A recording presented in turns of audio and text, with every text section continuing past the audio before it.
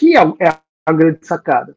No marxismo ortodoxo, quem era o centro, né, o grupo, a classe central da revolução? Era o proletariado. O tal do proletariado que faria a ditadura do proletariado que levaria até o comunismo. Bom, em Frankfurt, no pensamento de Frankfurt, principalmente ali a partir da década de 30, ele já fala assim, não tem essa. Eles já perceberam claramente que não tinha esse negócio de proletariado. O proletariado não ia fazer nada. Não ia fazer nada. Até porque as condições ocidentais eram completamente diferentes das condições da União Soviética, da Rússia. Então eles sabiam que o proletariado não ia fazer mais nada. Hein? A partir dali, eles começam a abrigar outros setores no movimento no movimento marxista, fazendo com que as ideias marxistas penetrassem em outras áreas, tá? Penetrassem em outros perfis. Você não tem mais só o proletariado, você tem grupos marginalizados, e isso vai evoluindo, e todo grupo que não se encaixava na visão tradicional da sociedade, que não se via como um grupo conservador, todo grupo desse jeito acabava sendo incluído na ideia de revolução. Movimento negro, movimento gay, movimento marginalizado, criminoso, qualquer movimento que quisesse bater de frente com a sociedade, encontrava ali nessa ideia abrigo. Agora, não pense que essas ideias entrassem de cara, tudo muito sorrateiramente. Os estudos de Frankfurt foram estudos interessantes, porque eles foram penetrando, foram fazendo a cabeça das pessoas. E aí a gente vai falar de talvez algum elemento que até saia do controle humano, né? Porque se você vê a história da escola de Frankfurt, você não vê nem tanta força econômica para conseguir o que eles conseguiram. Parece que há forças extras que empurraram essas ideias para o mundo. Tá?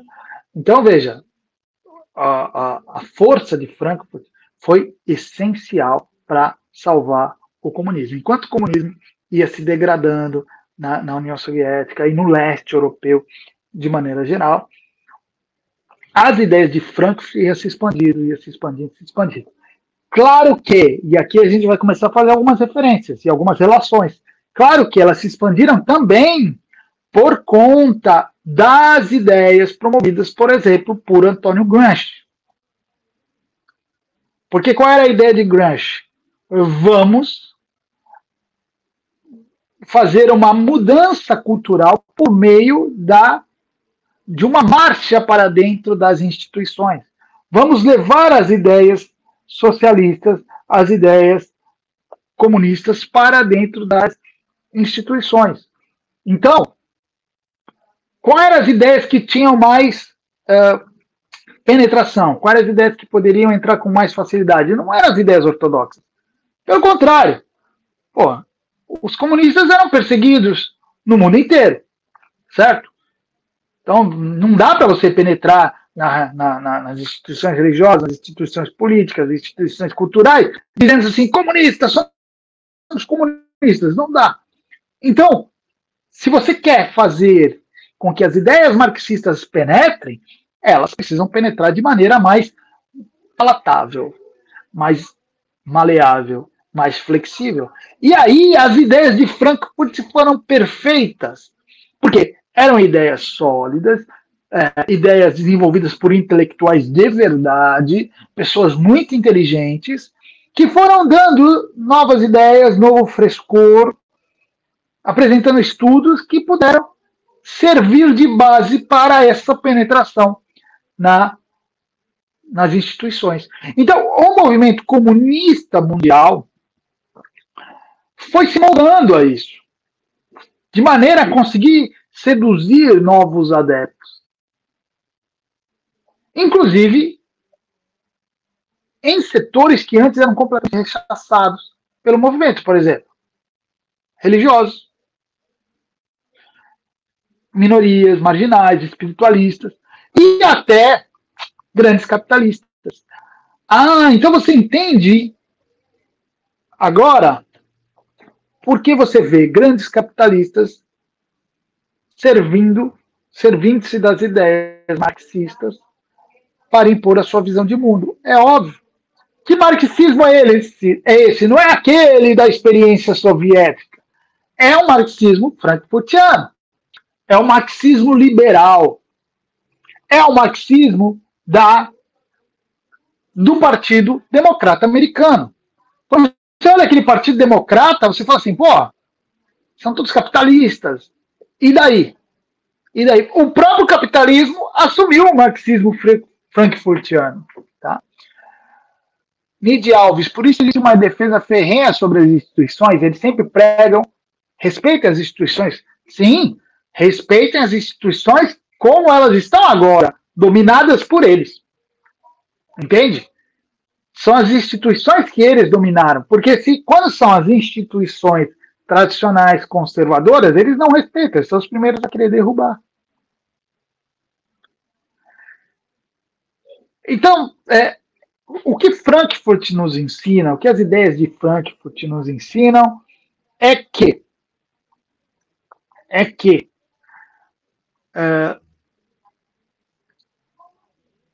nós não podemos ficar naquele joguinho de polos, né, comunismo, capitalismo, brigando, usando essa perspectiva. Não vai funcionar. Não vai funcionar. Tá? Porque o marxismo, ou o comunismo que vocês estão se deparando, não é o comunismo soviético. Não é o comunismo soviético. Esqueçam isso. Tá? Quando a União Soviética cai de vez, quando derrubam lá as estátuas de Lenin, tudo, naquele momento, naqueles momentos ali da queda da cortina de ferro, é como se o espírito comunista em sua plena força, é como se ele se desamarrasse de todo aquele corpo burocrático e doutrinário que existia. Então, dali nasce o comunismo em sua força maior, em seu espírito aberto. O comunismo que consegue conversar com todos os setores da sociedade, que consegue se moldar a todos os setores da sociedade.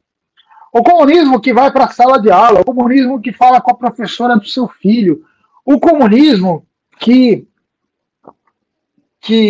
penetra até no esporte, nas artes, no entretenimento. É esse aí. É o comunismo de Frankfurt.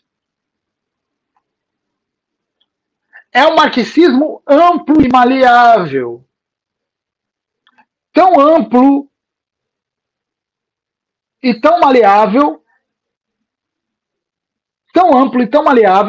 que consegue penetrar em todos os setores da sociedade. É um marxismo tão maleável que permite, inclusive, que os comunistas neguem essa sua condição. Por exemplo, se você falar para uma pessoa, olha, você é comunista? É capaz de dizer não. Ela defende todas as ideias do comunismo, ela defende todos os caminhos do comunismo, e ela fala que não é comunista. Exatamente como a escola de Frankfurt sempre ensinou como se faz. Que é criticar um aspecto exterior da ideologia para fortalecer o seu espírito. Então, veja bem, quando você luta contra uma ideologia como o marxismo, você não pode se apegar demais às palavras exteriores. Você não pode se apegar às palavras, só às palavras. Você tem que ver o espírito. Qual é o espírito? Né? Qual é o espírito?